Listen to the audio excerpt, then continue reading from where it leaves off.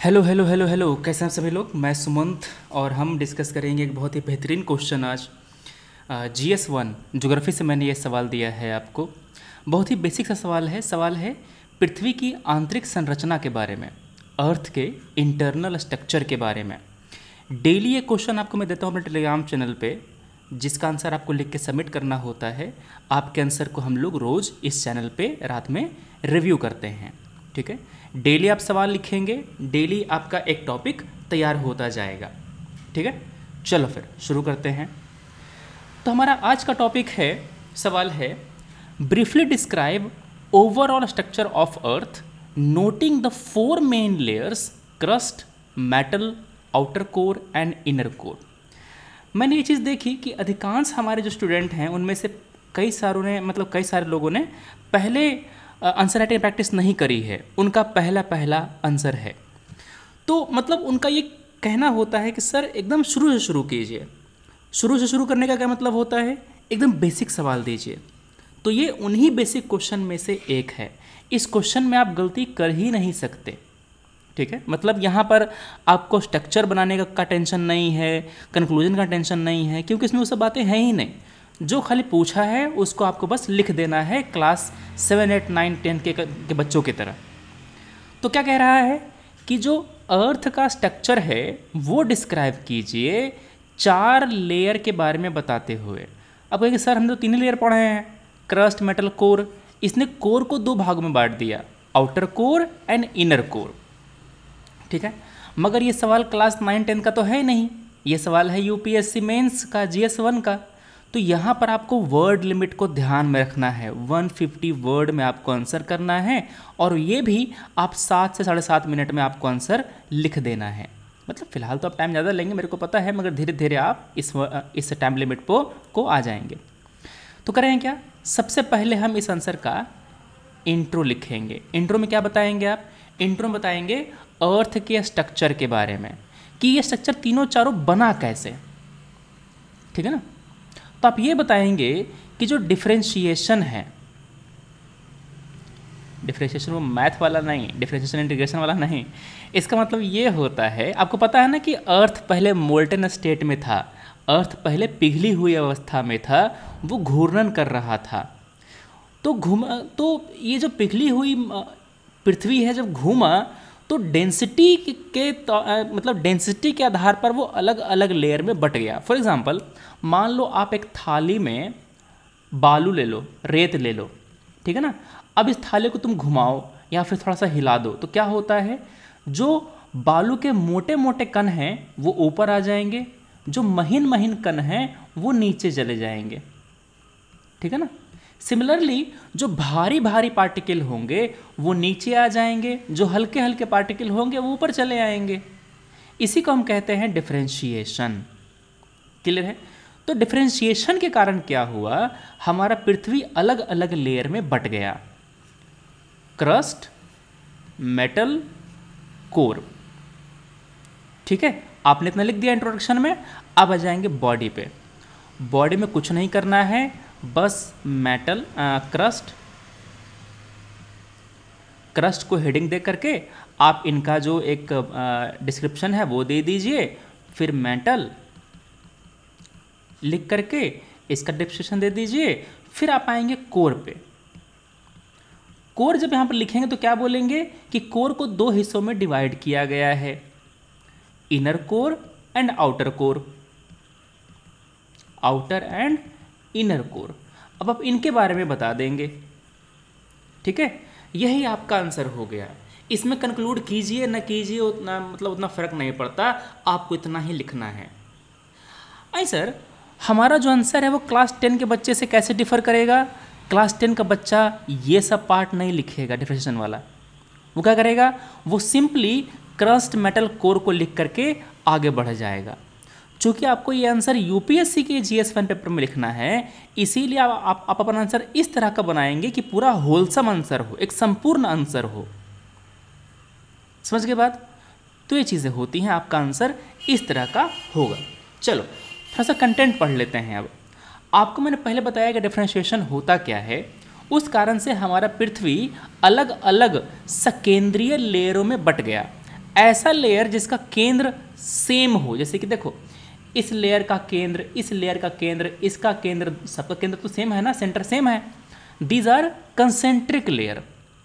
और ये लेयर में बटे हुए हैं अपनी घनत्व के कारण और अपना कंपोजिशन के कारण, मतलब भारी तत्व नीचे है, हल्के तत्व पृथ्वी की सतह पे है। समझ गए? तो हम लोग इस लेयर के बारे में जानते हैं कैसे? सिस्मिक वेव्स के कारण। आपको पता है कि प्राइमरी वेव्स होता है, सेकेंडरी वेव्स होता है। प्राइमरी वेव जो होता है वो सॉलिड, लिक्विड, गैस तीनों से होके पास कर सकता है, और जो सेकेंडरी होता है वो केवल सॉलिड से होके पास करता है, लिक्विड से और गैस से होके ये पास नहीं करता। Why? Because liquid and gas are fluids. आई सर, फ्लूइड तो लिक्विड द्रव्य होता है, गैस कैसे फ्लूइड? विच कैन फ्लो, उसे हम फ्लूइड कहते हैं। जो फ्लो कर सकता है, तो गैस और लिक्विड दोनों फ्लो कर सकता है, दोनों फ्लूइड कहलाते हैं। ओके, इतनी बात कह दिया आपने। उसके बाद क्या बताएंगे आप? चुपचाप यहाँ पर क्रस्ट के बारे में लिखेंगे और कहेंगे कि क्रस्ट जो है वो आउटर थिन लेयर है, इसका टोटल थिकनेस करीब करीब 30 से 50 किलोमीटर का होता है। ठीक है। क्रस्ट के दो हिस्से हैं, एक होता है ओशियनिक क्रस्ट, दूसरा होता है कॉन्टिनेंटल क्रस्ट।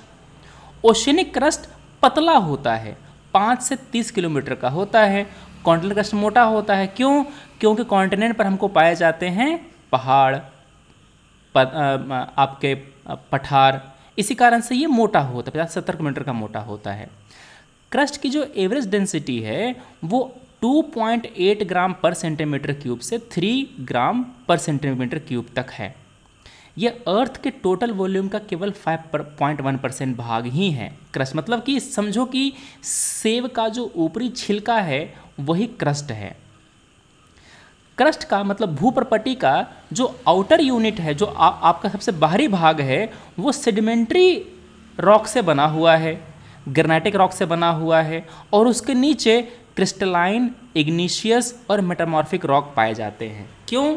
क्योंकि मेटामॉर्फिक रॉक बनने के लिए हाई टेम्परेचर एंड प्रेशर चाहिए होता है, तभी तो रूपांतरित होगा ना। चट्टान रूपांतरित तभी होगी ना जब ज़्यादा टेम्परेचर और प्रेशर रहेगा। ठीक है। प्रपट्टी का जो सबसे लोअर लेयर है वो बेसाल्टिक और अल्ट्रा बेसाल्टिक रॉक से बना हुआ है। मैग्मा ठंडा हो गया तो वो आपका रॉक बन गया। क्लियर है?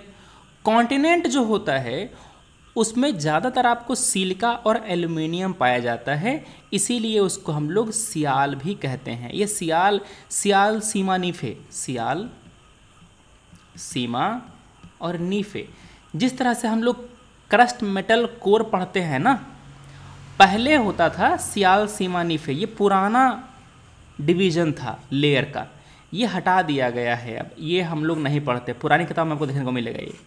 ठीक है। मतलब जब मैं छोटा था, मतलब जब मैं पढ़ता था बचपन में क्लास 4-5 इस सब में जो होती थी ज्योग्राफी, वहाँ पर हमने पढ़ा था सियाल सीमा नीफे के बारे में। बाद में क्या हुआ, हमने पढ़ा कोर मेटल क्रस्ट के बारे में।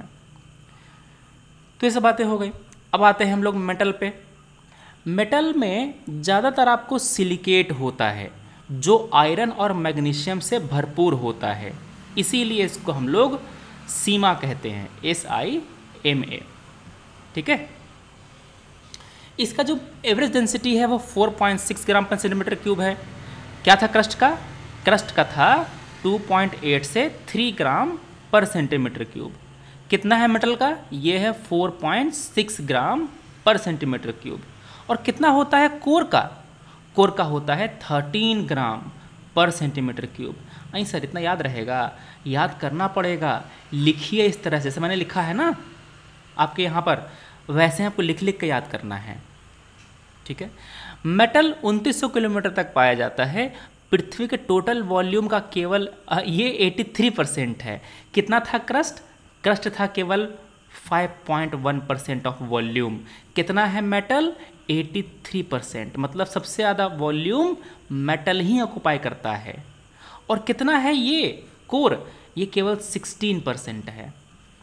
ये केवल 16% है। तो आपको इस तरह से याद करना है। ये कोर हो गया, ये मेटल, ये क्रस्ट हो गया, ये मेटल हो गया, ये कोर हो गया। इस तरह से बैठ करके याद कीजिए लिख लिख के।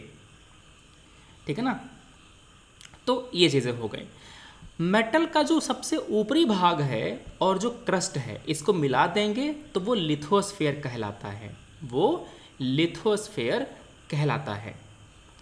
मेटल और आउटर कोर को सेपरेट करने वाला जो बाउंड्री है, ये वाली जो बाउंड्री है, उसको हम लोग गुटनबर्ग बाउंड्री कहते हैं, उसको हम लोग गुटनबर्ग बाउंड्री कहते हैं। अब उसके नीचे पाया जाता है कोर। कोर को बांटा गया दो हिस्सों में, outer core and inner core. Outer core आपका सॉलिड फॉर्म में है, जबकि आउटर कोर जो आपका है वो लिक्विड फॉर्म में है, और इनर कोर आपका जो है वो सॉलिड फॉर्म में है। ठीक है, आउटर कोर लिक्विड में इसलिए है क्योंकि वहाँ का टेम्परेचर बहुत ज़्यादा है और वहाँ पर काफ़ी ज़्यादा प्रेशर है, मगर उससे ज़्यादा प्रेशर आपको मिलता है इनर कोर में। That's why this layer is solid. Pressure करता है, प्रेशर सॉलिड को सॉलिडिफाई कर, जो प्रेशर होता है वो लिक्विड को सॉलिडिफाई कर देता है। ठीक है, अब बात यह है कि आपका जो आउटर कोर है और जो इनर कोर है, उसको सेपरेट करने वाला लेयर क्या कहलाता है? Lemon discontinuity. ये क्या है? लेमन डिसकंटिन्यूटी कहलाता है ये। क्लियर है? और जो आपका कोर है, इसकी डेंसिटी कितनी है? एवरेज 13 ग्राम पर सेंटीमीटर, जैसे आपको मैंने बताया। ओके, तो ये बातें हो गई। तो ये हमारा हो गया अर्थ, क्रस्ट, मेटल और कोर के बारे में। अब हम देखते हैं आपके जो आंसर्स हैं उसको, और डिस्कस करते हैं कि कहाँ पर क्या चेंज होना चाहिए। यहाँ पर ये जो आपको मिला है आंसर, हमें हमारे पृथ्वी ज्योवार्ड के आकार की है, इसकी बदलती प्रवृत्ति तापमान, दाब तथा घनत्व के आधार पर इसे 4 मुख्य परतों में विभाजित किया गया है। ठीक है, बढ़िया। तो अगर आप ये लाइन नहीं भी लिखते तो भी कोई दिक्कत नहीं होती, सीधा आप ये बोलते कि पृथ्वी की बदलती प्रकृति, मतलब पृथ्वी के जो तत्व हैं उनकी बदलती प्रवृत्ति के आधार पर इसको अलग अलग लेयरों में विभाजित किया गया है। उसके बाद आप क्रस्ट, मेटल और कोर के बारे में लिख देते। ठीक है, ज्योग्राफी का सवाल हो और डायग्राम नहीं बनाया, नंबर कम मिलेगा, नंबर सीधा कटेगा। ठीक है, और आपने ये जो यहाँ पर पॉइंट लिखा है, इन पॉइंट को आप पूरा का पूरा बुलेट पॉइंट में लिखिए, ऐसा मत लिखिए पैराग्राफ फॉर्म में। पैराग्राफ फॉर्म में जो बातें लिखी होती है उसको पढ़ना मुश्किल होता है। एग्जामिनर पर एफर्ट मत डलवाइए। एग्जामिनर को क्या कीजिए कि एग्जामिनर सबसे आराम से कॉपी पढ़ ले, आपका ज़्यादा नंबर मिलेगा आपको। क्या करना है, इसको आराम से आप पॉइंट फॉर्मेट में पॉइंट लिखिए और आगे बढ़िए। जैसे कि यहाँ पर आप देखो, इसने क्या किया, इसने बताया कि अर्थ का रेडियस जो है वो 7370 किलोमीटर है। Most of information about the earth structure obtained from the direct and indirect source. अब बात यह है कि इसका जो इंट्रो है, इसका इंट्रो हमारे क्वेश्चन के कंटेक्स्ट से बिल्कुल हटा हुआ है। ठीक है ना, क्वेश्चन है अर्थ के लेयर के बारे में, और आप बता रहे हो कि अर्थ का इंटीरियर का इंफॉर्मेशन कहाँ से मिलता है। ये नहीं मेरे को बताना है ना, आप ये बताओ कि अर्थ का ये जो लेयर है, जो स्ट्रक्चर है, वो बना कैसे, ये चारों लेयर, ये जो तीनों लेयर हैं वो बने कैसे, आप ये बताओ इंट्रो में। तो आपको ये वाला इंट्रो नहीं लिखना है, आप इसको लिखेंगे तो चल जाएगा, मगर इस पर नंबर नहीं मिलेगा आपको इंट्रो पे अलग से। समझे बात? तो ये इंट्रो आपको नहीं लिखना है। क्या लिखेंगे इंट्रो में? कैसे बना ये स्ट्रक्चर, क्या डिस्कस करेंगे आप? डिफरेंशिएशन के बारे में। यहीं पर आपका आंसर एक बच्चे के आंसर से अलग होता है। फिर आपने क्या किया? Crust, metal, core. देखो ये सारे पॉइंट्स सब लोग लिखेंगे, crust, metal, core, inner core, outer core, ये सबको पता है जो तैयारी कर रहा है यूपीएससी का, जो प्रीलिम्स दे रहा है, वो सब, ये सब बहुत बेसिक चीज़ें हैं। अंतर कहाँ आता है? अंतर आता है कि आप कैसे लिखते हैं इंट्रोडक्शन, कैसे लिखते हैं कंक्लूजन। ठीक है, जैसे कि यहाँ पर कंक्लूजन इसने अच्छा लिखा है, understanding of earth structure is crucial for natural disaster like volcano and earthquake. ठीक है, कंक्लूजन इसका बढ़िया है। ये देखते हैं आंसर। पृथ्वी का आंतरिक संरचना शल्कीय अर्थात परतों के रूप में है। इन परतों की, यहाँ पर वो दो, इन परतों की मोटाई का अनुमानिक रासायनिक अथवा यांत्रिक विशेषताओं के आधार पर किया जा सकता है। पृथ्वी की आंतरिक संरचना के बारे में 2 स्रोत हैं, बस यहीं तक, ये सब मत लिखो, ये सब की जरूरत नहीं है। इंट्रो शॉर्ट में लिखिए, इंट्रो शॉर्ट हो तुरंत क्वेश्चन की डिमांड पर जंप करो, तुरंत क्वेश्चन की डिमांड पर जंप करो, जो कि यहाँ पर है। ठीक है, पृथ्वी की जो ऊपरी परत है भूपर्भवर पट्टी, मध्यवर्ती मेटल, बाहरी कोर तथा आंतरिक कोर है, तो ये बहुत अच्छे से बनाया है। और यहाँ पर तुमको जो गहराई है वो दे देनी थी, तुमने दिखा ना यहाँ पर 2900 किलोमीटर तक ये मेटल होता है। ये वाला पार्ट छूट गया, इसकी गहराई कितनी है। ठीक है, बाकी तुमने सही बताया है भूपर्भवर पट्टी के बारे में, मेटल के बारे में, एस्टोनिस्फीयर के बारे में। अब बात समझो, यहाँ पे तुम्हारा जो आंसर का मीडियम है वो है हिंदी, तो आपको यहाँ पर लिथोस्फीयर अंग्रेजी में नहीं लिखना है। ठीक है, ये नहीं लिखना है आपको, आपका जो पूरा आंसर होगा वो देवनागरी लिपि में होगा। समझ गए बात, ये बातें हो गई। अतः के बाद कॉमा, पृथ्वी के आंतरिक भागों को अप्रत्यक्ष परमाणु के आधार पर समझा सकता है, क्योंकि पृथ्वी, अब तुम्हारा ये कंक्लूजन तुम्हारा बहुत ही हटा हुआ है पूरे क्वेश्चन से ही। पूरा क्वेश्चन है लेयर के बारे में और तुम कंक्लूजन दे रहे हो परमाणु के बारे में। ठीक है, जैसे कि पिछला जो क्वेश्चन था, आंसर था, इसका कंक्लूजन बढ़िया था। इसने क्या बताया कि अर्थ का जो स्ट्रक्चर है इसको समझना मतलब ज़रूरी है, ताकि हम जो आपदाएं हैं उससे हम लड़ सकें, उसको हम समझ सकें। तो इसका जो कंक्लूजन है ना वो स्ट्रक्चर के बारे में है, मगर तुम्हारा जो कंक्लूजन है वो है तुम्हारा इन्फॉर्मेशन के बारे में, प्रमाण के बारे में, जो कि सही नहीं है यहाँ पे, मतलब रेलेवेंट नहीं है यहाँ पे। समझे बात। तो कंक्लूजन इंट्रो कैसे लिखना समझ पा रहे हो। इस क्लास का मेन पर्पस यही है कि आप आंसर लिखना सीख सकें। ये आंसर देखो, earth is made up of 3 different layer, the crust, metal and core. अब तुमने यहाँ पर जो अलग अलग लेयर्स हैं उसको तुमने बता दिया। इसने तो गुटनबर्ग जो आपका जो डिसकंटिन्यूटी वो भी लिख दिया, बढ़िया है। फिर इसने लिखा है क्रस्ट के बारे में, मेटल के बारे में, कोर के बारे में। क्रस्ट में इसने कॉन्टिनेंटल और ओशनिक दोनों लिखा है, मेटल लिखा है। इसने एक गलती यहाँ पर ये कर दी कि आपको कोर को उसने इनर और आउटर दोनों स्पेसिफिकली पूछा है। ठीक है, तो जो काम आपने यहाँ पर किया है ना कॉन्टिनेंटल और ओशनिक क्रस्ट के बारे में आपने ऐसे बताया है, वैसे ही आपको यहाँ पर भी बताना है। क्या? इनर एंड आउटर कोर के बारे में अलग से बताइए, क्योंकि सवाल में ही उसने अलग अलग से पूछा है आपसे। समझे? तो इस तरह से आपका जो आंसर होगा पूरी तरह से सवाल के अकॉर्डिंग होगा। तो दिन को अगर रात कहे तो रात कहेंगे। सवाल जो पूछा है आपसे केवल उसी के अकॉर्डिंग अपना आंसर हम सजाएंगे। ओके, चलो, तो ये बातें हो गई हमारी आज की। हम लोग मिलते हैं अपने अगले लेक्चर में, जहाँ पर आपके 3-4 आंसर्स हम लोग रैंडमली लेंगे और उसको हम लोग चेक करेंगे। ज़्यादा ही हो जाता है, 1 2 3 4 आंसर दिखाना है। हाँ, बाकी कल देख लेंगे। तो आपको सुबह में क्वेश्चन मिल जाएगा, आप इंजॉय कीजिए, डेली आंसर लिखिए। Thanks for watching, take care, Jai Hind.